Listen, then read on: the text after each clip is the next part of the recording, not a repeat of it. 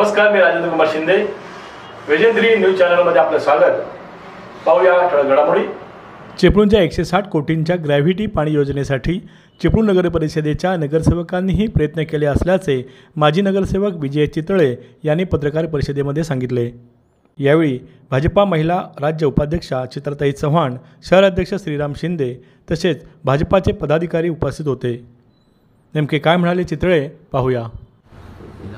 लोकसभा निवडणुकीच्या अगोदर चिपळूण शहर ग्रॅव्हिटी पाणी योजना याच्यासाठी नामदार चव्हाण साहेब यांनी मंत्रालयात एक बैठक आयोजित केलेली होती. त्या बैठकीत आपला जो चिपळूण नगरपालिकेचा DPR दिलेला होता तो 22-23 सालची त्याला टेक्निकल सँक्शन होती. त्यामुळे तो रिवाईज मंजूर करून 23-24 सालचा करायला सांगितलेलं होतं. त्याप्रमाणे काल ठाणा MGPने या चिपळूण नगरपालिकेच्या पाणी योजनेला टेक्निकल सँक्शन दिलेलं आहे आणि येत्या काही दिवसात त्याची आर्थिक मंजुरी ही राज्यस्तरावरती होईल आणि लवकरच हा चिपळूणकरांचा जो पाण्याचा विषय आहे, जिव्हाळ्याचा विषय आहे, हा मार्गी लागेल. काल चव्हाण साहेबांच्या ऑफिसमधून ज्यावेळी मला फोन आला त्यावेळी DPRची कॉपी मला पाठवली गेली व्हॉट्सअपच्या माध्यमातून आणि चिपळूण शहरातील नागरिकांना हे समजावं की भारतीय जनता पार्टीची नगराध्यक्ष या शहरात निवडून आल्यानंतर खऱ्या अर्थाने विकासाचा एक रोडमॅप तयार केला गेला. मग त्याच्यामध्ये चिपळूण शहर पाणी योजना असू दे, चिपळूणची भुयारी गटार योजना असू दे किंवा चिपळूणचे रस्ते हे संपूर्णपणे सिमेंट कॉन्क्रीटचे करणं असू दे, अशा पद्धतीचा एक रोडमॅप त्या काळी आम्ही मांडलेला होता आणि या रोडमॅपनंच भविष्यात या शहराची जी वाटचाल होईल असं मी वारंवार आत्तापर्यंत म्हणत आलो होतो. त्याप्रमाणे या ग्रॅव्हिटी पाणी योजनेला टेक्निकल सँक्शन मिळून त्याच्या अंतिम मंजुरीच्या अत्यंत निकट आपण येऊन पोचलेलो आहोत हे आपण सर्वांना माहिती देण्यासाठी म्हणून आज आपण सर्वांना बोलवलेलं आहोत. की एक काळ असा होता या चिपळूण नगरपालिकेत कोणतेही प्रस्ताव तयार नसायचे, त्यामुळे फार मोठ्या पद्धतीचा निधी कधीही आणला जात नव्हता किंवा फार मोठ्या पद्धतीच्या निधीच्या योजना या नगरपालिकेला मंजूर झाल्या नाही. पण पहिल्यांदा असं घडलं की नगरपालिका वेगवेगळे पद्धतीचे प्रस्ताव तयार करतं, त्याच्या मंजुरीचा पाठपुरावा करणारे नगरसेवक तिथे निवडून आले की फार मोठ्या रकमेच्याही योजना या शहरासाठी मंजूर होऊ शकतात. हे कालच्या या टेक्निकल सँक्शन मिळण्याच्या घटनेने सिद्ध झालेलं आहे. आत्ताच सुद्धा नगरपालिकेने शासनाकडे चिपळूण नगरपालिकेची नवीन बिल्डिंग बांधण्यासाठीचा जो 30 कोटी रुपयांचा आराखडा सादर केलेला आहे त्याच्याही मंजुरीच्या पाठीमागे आम्ही आहोत. त्यामुळे येणाऱ्या काळात चिपळूण नगरपालिकेची घोडदौड ही फार मोठ्या पद्धतीने विकास कामांची असणार आहे. आज सगळीकडे या पाणी योजनेच्या विषयी चर्चा केली जाते, बोललं जातं किंवा चिपळूण शहरात अशा पद्धतीची पाणी योजना व्हावी कारण चिपळूणातूनच वाशिष्ठी नदी वाहते आणि फार मोठ्या प्रमाणात पाणी वाहून जाऊन हे समुद्राला मिळत असतं आणि नागरिकांची स्वाभाविक मानसिकता अशी असते की आम्हाला स्वच्छ आणि मुबलक पाणी हे या शहरात मिळालं पाहिजे. आपण बघितलं तर मी 2001 साली पहिल्यांदा नगरसेवक झालो. 2001 ते 6 मध्ये मी नगरसेवक होतो आणि त्यावेळीची 8.5 कोटीची पाणी योजना मंजूर झाली होती. ती 8.5 कोटीची पाणी योजना ज्यावेळी सत्ताधारी मंजूर करून घेत होते त्याचवेळी या योजनेचा आराखडा आम्ही सभागृहासमोर मांडलेला होता.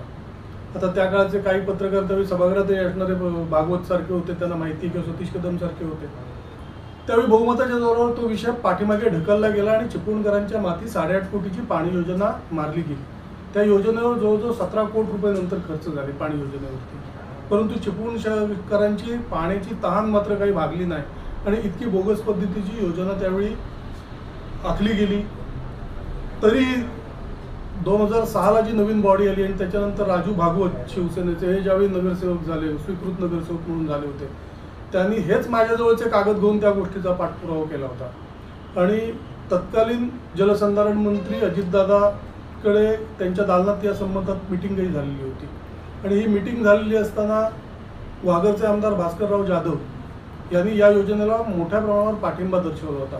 पण चिपळूणचं दुर्दैव असं की चिपळूणचे जे स्थानिक आमदार होते त्यांनी या योजनेला त्यावेळी त्या दालनात विरोध केला आणि ही योजना आपल्या माती पडली होती. कसं असतं, मी मुद्दामून या गोष्टीचा उल्लेख करीन की ज्यावेळी आम्ही हा पहिल्यांदा आराखडा तयार करून घेतला, मी 2003 साली पाणी खात्याचा सभापती झालो होतो. चिपळूण शहरातले सुप्रसिद्ध आर्किटेक्ट रवींद्र करंदीकर, त्यावेळेचे बिल्डर भिंगारडे साहेब आणि सुप्रसिद्ध बांधकाम व्यावसायिक सुधीर काका भागवत हे 3 लोक एकत्र आले आणि त्यांनी मला बोलवलं होतं. आणि या योजनेचा मूळ ढाचा हा आम्ही सांगलीतले PWDचे रिटायर्ड इंजिनियर आणून करून घेतलेला होता. त्यावेळी त्या योजनेचा ढाचा साधारण 36 ते 40 कोटीच्या दरम्यान होता. एखादी योजना जर का योग्य वेळी मंजूर झाली नाही किंवा योग्य पद्धतीने काय जर त्याचं इम्प्लिमेंटेशन करण्यात बाधा आल्या तर काय होतं, आज तीच योजना 160 कोटीवरती जाऊन पोहोचली. हा नागरिकांच्या पैशाचा अपव्यय असतो. त्यामुळे खऱ्या अर्थानं विकासाची दृष्टी असणारे किंवा विकासाची समज असणारे आणि त्याचा पाठपुरावा करणारे नगरसेवक या नगरपालिकेत निवडून जायला पाहिजेत भविष्यातही. या नगरीला एक चांगलं स्वरूप देण्यासाठी एक चांगला आराखडा घेऊन पुढे जाणारे लोक याच्या पुढे नगरपालिकेत यावेत अशी मी या निमित्ताने चिपळूणवासियांकडनं पण अपेक्षा व्यक्त करतो. आणि भारतीय जनता पार्टी हा जो या पद्धतीने मोठमोठ्या योजनांचा जो घाट घालतो की आता ज्यावेळी सन्माननीय माजी मुख्यमंत्री नारायणराव राणे हे खासदारकीचे चिपळूणचे उमेदवार झाले आणि आम्ही ज्यावेळी चिपळूणच्या पूरसमस्येचा विषय त्यांच्यासमोर मांडला तरी त्यांनी आम्हाला याचं आश्वासन दिलेलं आहे की 100% मुख्यमंत्र्यांच्या अध्यक्षतेखाली चिपळूण पूर निवारण योजनेसाठी मंत्रालयात एक बैठक घेतली जाईल. या योजनेचीही बैठक लवकरच मंत्रालयात घेतली जाईल आणि चिपळूण शहराला खऱ्या अर्थाने जे लागणारं ग्रहण आहे, जर 12-15 वर्षानंतर महापुराच्या माध्यमातून चिपळूण शहर जे गाळात जातं तर ते चिपळूण शहर भविष्यात कधी गाळात जाऊ नये आणि चिपळूणचं एक विकासाची नवी भरारी घ्यावी या पद्धतीच्या विकासाचं उद्दिष्ट डोळ्यासमोर घेऊन आम्ही सर्वजण या चिपळूण शहराच्या विकासासंबंधात उतरलेलो. सन्माननीय रवींद्रजी चव्हाण हे खऱ्या अर्थाने या कोकणचे पालक आहेत. कारण ही जी योजना आज सँक्शन होते ही 100% पूर्णपणे त्यांनी केलेलं सहकार्य. कारण एक वेळ अशी होती की आम्ही वेगवेगळे प्रस्ताव नगरपालिकेत घेत होतो, त्यावेळी अनेक प्रकारच्या टीकाटिप्पण्या आमच्यावरती होत होत्या की हे मोठमोठ्या रकमांच्या योजना हे लोक आखतात आणि आर्किटेक्ट फी त्याच्यातनं काही करप्शन कोण करतं का, अशा पद्धतीचे आरोप मोठ्या प्रमाणावर आमच्यावरती होत होते. पण त्यावेळी ज्या पद्धतीने आमच्या पाठीमागे रवींद्र चव्हाण असतील, बाळासाहेब माने असतील, विनय नातू असतील, हे खंबीरपणे उभे राहिले की तुम्ही या योजनांना हात घाला, आम्ही त्यांच्या पाठीमागे खंबीरपणे उभे आहोत आणि या योजनांना पैसे आणून देण्याची जबाबदारी ही आमची आहे आणि या पद्धतीचा विकास हा चिपळूण शहरासाठी त्यामुळे घडणार आहे हे या निमित्ताने मी या ठिकाणी नमूद करू इच्छितो. एक लक्षात घ्या, ज्यावेळी आम्ही हे ठराव केले त्यावेळी राष्ट्रवादीचे 4 नगरसेवक आमच्याबरोबर होते, त्यामुळे त्यांचाही सहभाग आहे, नाकारायचा कशाला. वैयक्तिक सर्व ठराव करताना राष्ट्रवादीचे 4ही नगरसेवक हे कायम आमच्याबरोबर राहिलेले आहेत. या विधानसभेचे आमदार म्हणून त्यांनी त्यांची जी काही भूमिका असेल ती निभावली असणार. त्याच्यात काय त्यांनी काय पाठपुरावा केला नाही असं कुठचंही विधान मी उच्चारलेलं नाही. 100% योगदान आहे. त्याचं कारण असं आहे की सुरुवातीपासून चिपळूण शहराचा विकास करताना, कारण एक काळ असा होता पाटील साहेब की ज्यावेळी मी म्हटलं की 2003 साली आम्ही हा पहिल्यांदा ढाचा मांडायचा प्रयत्न केला सभागृहात, त्यावेळी चिपळूण शहराचं बजेट साधारण 29-30 कोटी रुपये होतं आणि 40 कोटीची योजना आपल्याला परवडणार नाही अशा पद्धतीचा त्यावेळी कांगावा केला गेला. परंतु वस्तुस्थिती अशी आहे की आजच्या काळात चिपळूण नगरपालिकेचं पाणी खात्याचं वर्षाचं लाईट बिल जवळजवळ 2.25 लाखाच्या घरात आहे, 2.25 कोटीच्या घरात आहे. त्या काळी हे लाईट बिल 80 लाखाच्या घरात होतं. त्या अमाऊंट 40 कोटीवर असली तरी 80 लाख रुपये नुसते लाईट बिलाचे वाचले तरी नगरपालिका ती योजना सक्सेसफुली करू शकली असती, अशी परिस्थिती तेव्हाही होती. पण जी राजकीय इच्छाशक्ती लागते अशा पद्धतीच्या योजनांसाठी, एवढी मोठं स्वप्न पाहायचं आणि त्याचा पाठपुरावा करण्यासाठी एक राजकीय ताकद तुमच्या पाठीमागे कायम लागते आणि ही ताकद कायम रवींद्र चव्हाणांनी आमच्या पाठीमागे ठामपणे उभी केलेली होती. नाही, मगाशी तुम्ही म्हटलात की तत्कालीन आमदारांनी विरोध केला, त्यांचा उद्देश काय होता विरोध करण्यामध्ये? तो त्यांना माहिती, कारण मी काही त्यावेळी त्या मीटिंगमध्ये उपस्थित नव्हतो. परंतु काही नगरसेवक तत्कालीन आपल्याकडे अनेक आमदार माझे आहेत, स्पेसिफिक त्या पिरियडमध्ये जे आमदार होते ते, मी काय वैयक्तिक कोणाचं नाव घेऊन कधी टीका करत नाही, त्यामुळे कोणाचं नाव घेणार नाही. मग त्यावेळी MGPचे डेप्युटी डायरेक्टर दश सहस्रे म्हणून होते. हे दश सहस्रे साहेबांकडे तत्कालीन नगराध्यक्षा बुरटे वहिनी मीटिंगला मला घेऊन गेल्या होत्या. आणि ज्यावेळी आम्ही हा ढाचा तिथे दाखवला, तो मनुष्य प्रचंड विद्वान होता. म्हणजे सरकारी नोकरीत एवढा विद्वान माणूस मी पहिल्यांदा बघितला असेल. जवळजवळ 12 ते 13 विषयात तो PhD होता. तो खूप वरच्या लेवलचा माणूस होता. त्या माणसाने असं आम्हाला सांगितलं की मंत्री महोदयांच्या समोर चिपळूण नगरपालिकेसाठी कोणताही आर्किटेक्ट या योजनेचं डेमॉन्स्ट्रेशन करणार नाही, मी स्वतः करीन. हे एखादा अधिकारी म्हणतो त्यावेळी त्या योजनेचं गांभीर्य केवढं असतं. त्यावेळी संपूर्ण महाराष्ट्रात लोडशेडिंग चालू होतं. या योजनेचा मूळ पाया असा होता की पंपिंगसाठी 1 रुपया वीज लागणार नाही. ग्रॅव्हिटीचं पूर्णपणे पाणी साठवण टाक्यात सेटलिंग टँकला जाऊन त्याचं प्युरिफिकेशन करून सोडलं जाईल.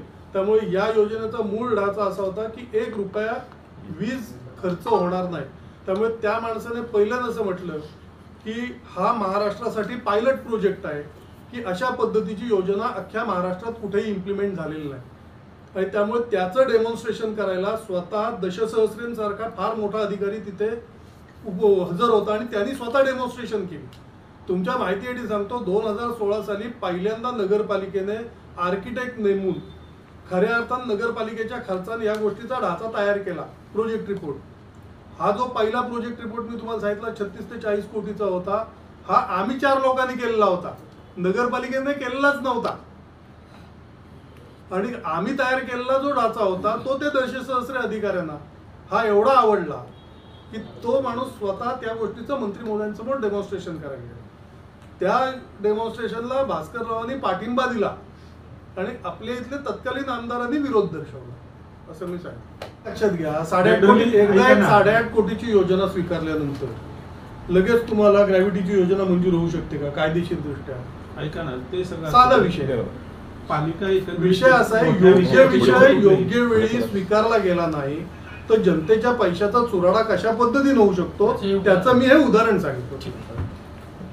आज काही वृत्तपत्रामध्ये ही योजना आमदार शेखर निकम याच्यामुळे मार्गी लावली असं आलंय आणि त्यानंतर आज तुम्ही पत्रकार परिषद घेता या संदर्भात. मग ही ह्या श्रेयवादाची लढाई आहे का? अजिबात नाही.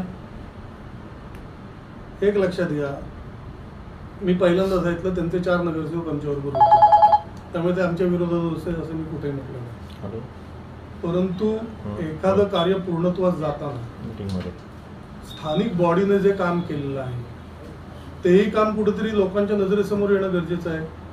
आमदारांनी काम केलं नाही असं माझं चुकूनही म्हणणं नाही, त्यांनी कुठे प्रयत्न केले नाहीत का असंही माझं अजिबात कुठेही म्हणणं नाही. माझं म्हणणं आम्ही काय केलं, आमच्या बरोबरच्या बॉडीने काय केलं हे लोकांच्या निदर्शनास आणून देणं हा विषय आहे. स्थानिक नगरसेवक हे कितपत काय पद्धतीने काम केलं त्यावेळी त्यांच्यावर कसं असतं. आज तुम्ही एक चांगले पत्रकार आहात पण उद्या तुमच्यावरती सुद्धा कोणतरी आरोप प्रत्यारोप करू शकतो ना, पण त्यावेळी तुमच्या पाठीमागे जो माणूस उभा राहील तो तुम्हाला जास्त महत्वाचा वाटतो ना. आमच्या दृष्टीने त्या काळी जे आरोप प्रत्यारोप झाले आणि आमच्या पाठीमागे ज्या पद्धतीने रवींद्र चव्हाण ठामपणे उभे राहिले किंवा बाळासाहेब माने असतील तर विनय नातू असतील, हे ज्या पद्धतीने ठामपणे आमच्या पाठीमागे उभे राहिले ती लोक आमच्यासाठी जास्त महत्वाची ना. कारण तो आत्मा आहे ना, शेवटी बेसिक वर्क कुठे झालं, खालती झालं, ग्राउंडवरती. बातम्यांचा ओघ असाच चालू राहील. पाहत राहा विजेंद्री न्यूज चॅनल. धन्यवाद.